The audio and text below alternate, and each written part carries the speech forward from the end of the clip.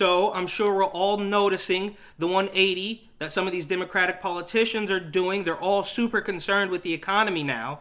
But obviously, hypocrisy is not surprising at this point. However, I do want to take a look back at some of the key events that just happened at the same exact time clear across the country because the virus numbers were just so similar and not manufactured at all. So if you go all the way back to the initial shutdown, which happened on March 20th and 21st for New York and California, because Cuomo and Newsom clearly read from the exact same corruption playbook. And then you have the request for hospital ships, both of which remain empty. That happened in late March, the 24th in California and the 30th in New York. At least that's when it was being reported. Again, they both remained nearly completely empty, but why not just throw around some money for no reason? And then you have in April, Cuomo praising China for sending ventilators, which we now know we didn't even really need, and he was hiding, and he was doing all sorts of weird things and screaming about, this. What am I going to do with 400 ventilators when I need 30,000? You pick the 26,000 people who are going to die because you only sent 400 ventilators. And while that's happening, you have Governor Newsom making a backdoor deal with China for masks, because everybody has to wear a mask now. And then, of course, we have summertime rolls around, violence, riots, all sorts of things. Trump says he's gonna, he could send out the National Guard to get some of this under control, but none of those Democratic politicians want anything to do with the National Guard. And then you fast forward to, January 6th, and we see another 180. Again, these politicians will do 180s, and then they turn into 360s and 540s, and it's all a complete hypocritical mess, but again, that's not surprising anymore. And then you fast forward to January, where we now have, at the exact same time,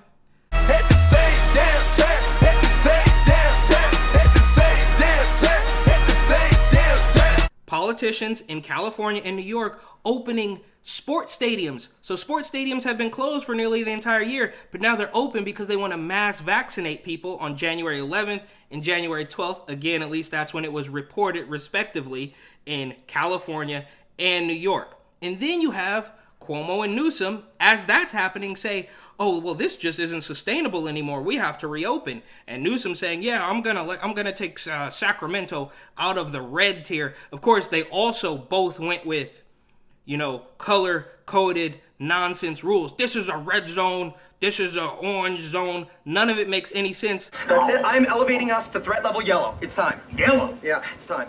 What were we before? Orange, of course. Orange is much more threatening than yellow. No, that's an old system. Yeah, It doesn't work anymore. Clearly, yellow is more threatening than orange. Red. Well, yellow. Right, this is orange. You Orange, see this? red. This is yellow. Red. This is that more threatening. Yellow, Huh? orange, red. It's backwards going to yellow. Wow. Elevate. Color fight. But they have to do the exact same thing because the virus numbers are so similar clear across the country. It hadn't been manufactured at all. And then, of course, we have the events at the Capitol, and now everybody wants the National Guard, and everybody who even owned a red hat at one point in their life is immediately deemed a terrorist, but we all ignore the riots that had happened all summer. Naturally, you've got these gaslighting media personalities. I saw a post from Michael Moore where he's like, love wins and tolerance, and obviously compares Trump supporters to the Confederacy and then to the Nazis. It's absolute insanity. Some guy named Eamon from MSNBC is talking about how an Olympic swimmer is now an extremist, and none of it makes any sense.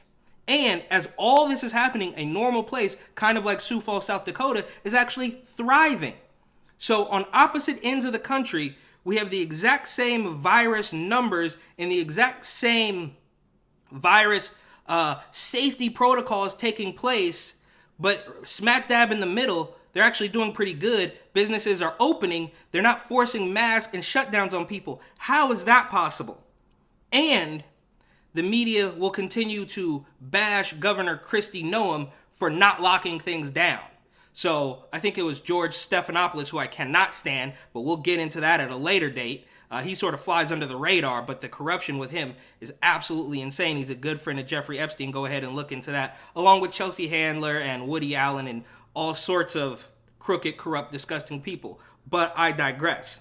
He grills Kristi Noem for saying, oh, the numbers are going up in your state, only days after we see parties from the left in the streets as they're passing around champagne because the Associated Press has announced that Joe Biden is the projected winner. But he's mad at Kristi Noem for not demolishing her whole economy. They later went on to get mad at Kristi Noem when her grandmother died, even though she was like 99 years old, and they said that she would still be alive if Governor Noem would have just shut down the entire state.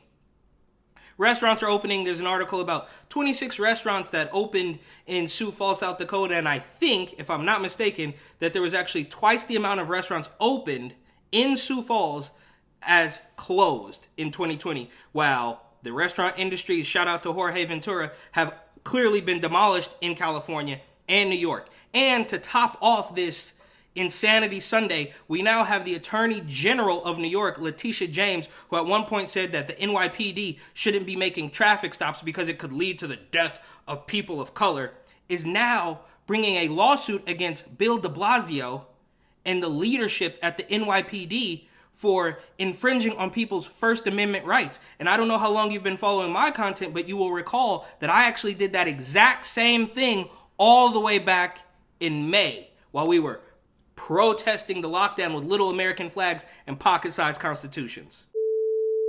Die for this? Fucking shit. Fuck you, fascist! Fuck you, fascist! You're all fucking pieces of shit.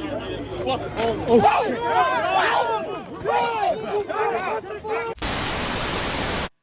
My office filed a lawsuit against the mayor of the city of New York, the city of New York, and the leadership of NYPD to end its pattern of using excessive force and making false arrests against New Yorkers during largely peaceful protest.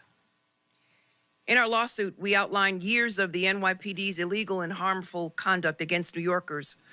And most recently, it's at protests that began this past May, which has led to significant injuries and violated individuals' basic rights to peacefully protest.